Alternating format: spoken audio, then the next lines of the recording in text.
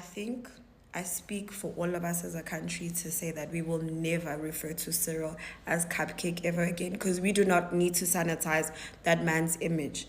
You know, the way in which state funds are handled in this country is actually ridiculous. State funds should essentially be impenetrable for anyone, right? But we've seen a gross negligence in how money is handled in this country, which is upsetting because that's yours and mine's taxes, right?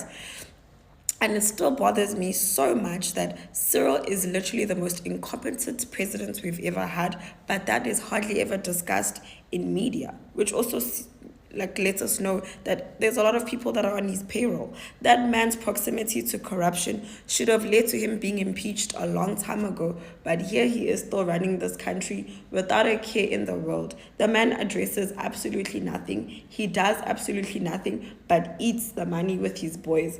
It's actually insane that that man is still our president. Hello Mzansi, welcome to Mgosi waseMzansi. This is Uncle Waffle speaking about President Cyril Ramaphosa, saying ukuthi Cyril Ramaphosa akumeli nangokuthi simbide nga-cupcake, ukuthi njena leli gama la cupcake aliqishwe. We don't have to sanitize kungqola kwakhe ngokuthi simbide nga-cupcake ke sana. So siyabona ukuthi ugirl, she is fuming, she is really fuming. Uthi uyamangala nangokuthi kungani kungmanje asase-president yase-South Africa, uthi tiningi tigigaba latendile kuningi ngqola lakwendile, but still namanje usase-president yase-South Africa. Uthi nguye nje i-president lele corrupt ngidlula wonke ama-president esake zaba nawo la South Africa. Kuyimvela kancane ukuthi sibone i-celebrity likhuluma ngetindzaba leti affecta i-South Africa. Kukancane kakhulu.